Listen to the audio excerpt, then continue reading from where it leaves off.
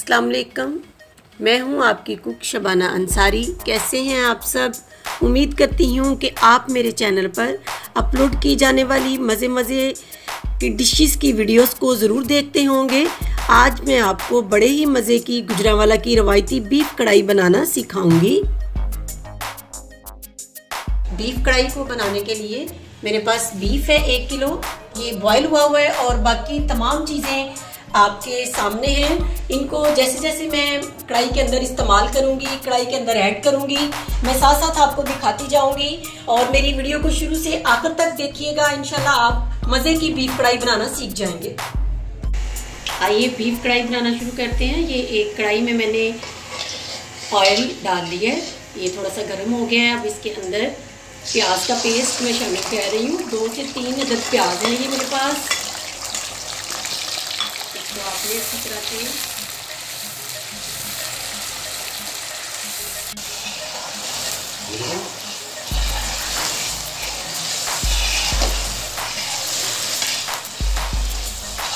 Light सा brown हो गया।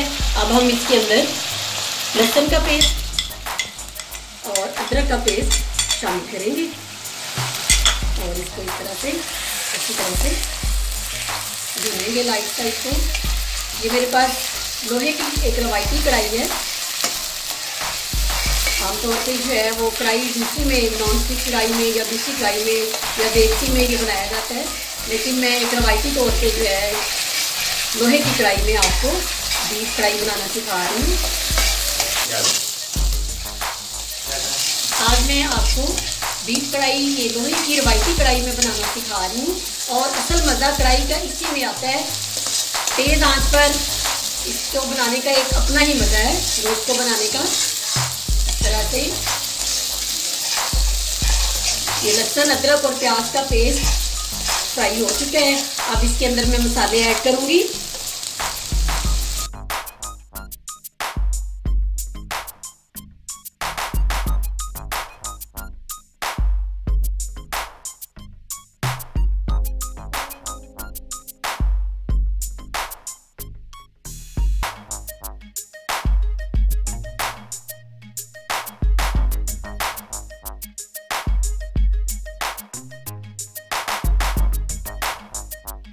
के अंदर ये सब्ज़ मिर्च है मेरे पास और सुर्ख मिर्च के साबुत दाने हैं, इसके अंदर ऐड करेंगे इस तरह से और इसको जस्ट हमने फ्राई करना है। ये मेरी नमकीन चिकन कढ़ाई की वीडियो में भी मैंने आपको बताया था। इस तरह इनको फ्राई करके तो निकाल लेना है। इनको लाइट सा हम फ्राई करेंगे अंदर।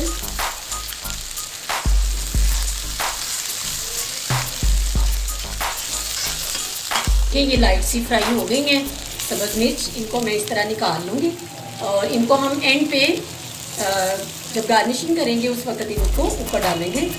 ये भी मैंने निकाल लेनी है। इनकी बड़ी प्यारी लुक आती है जब इनको एंड पे हम कढ़ाई के ऊपर डालेंगे। इस तरह से फ्राई करके आपने भी इस तरह निकाल लेनी है। टमाटर कटे हुए ये 4 से 5 टमाटर है मेरे पास, ये अंदर ऐड करेंगे। आजकल टमाटर सस्ते भी हैं और वैसे भी इनकी पेस्ट बहुत अच्छी बनती है अंदर और बहुत अच्छा फ्लेवर भी बनता है अंदर। आप ज़रूर टमाटर जो है वो अंदर इस्तेमाल किया करें। इस तरह से इनको अब हम थोड़ा सा पकने देंगे ताकि इनका पेस्ट बन जाए अंदर।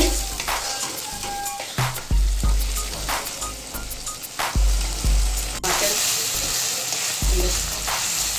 पक रहे हैं। अब इसके साथ ही अंदर आलू बुखारे हैं मेरे पास, ये अंदर ऐड करेंगे। 4 से 5 अदद हैं और ये मेरे पास कैरी है, कच्चा आम है, ये आजकल अवेलेबल है इसलिए मैं अंदर डाल रही हूँ। अगर हो तो डाल लें, अगर ना हो तो आप इसको स्किप भी कर सकते हैं। और इस तरह से मसाले को भूनें अच्छी तरह से। जितना आपका मसाला अच्छा भुनेगा उतनी ज़्यादा कढ़ाई आपकी मज़े की बनेगी। ये फ्राई हो चुके हैं। अब इसके अंदर इस तरह से मैं दही छोटी 1 प्याली है जो अंदर ऐड कर रही हूँ। इससे बहुत मज़े का अंदर टेस्ट आएगा।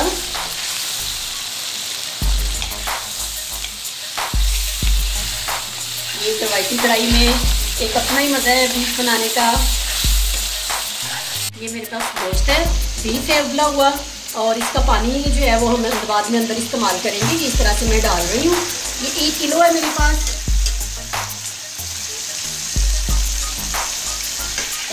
अच्छी तरह से इसको आप फ्राई को हिला दें।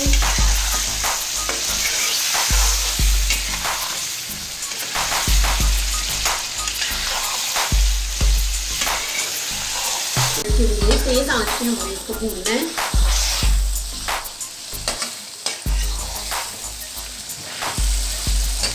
गोश्त हमारा ऑलरेडी गला हुआ है, मैंने उसको प्रेशर में गला लिया था। इस तरह गला के प्रेशर में आप जब बनाएंगे तो इजीली आपकी बीफ कढ़ाई जो है वो आसानी से तैयार हो जाएगी जल्दी। और अब इसके अंदर मेरे पास पानी है वो अंदर ऐड करेंगे, लेकिन ये वही पानी है जिसमें मैंने गोश्त बॉईल किया था। इस तरह से पानी अंदर ऐड करके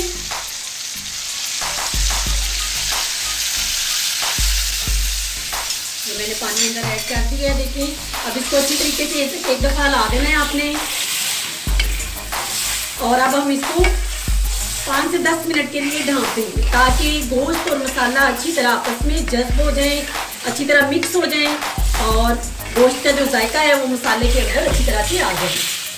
देखें अब हम इसके ऊपर ढक्कन लगा देंगे 10 मिनट के लिए। ये देखिए कढ़ाई हमारी तैयार है। देखिए घी लगा हो चुका है।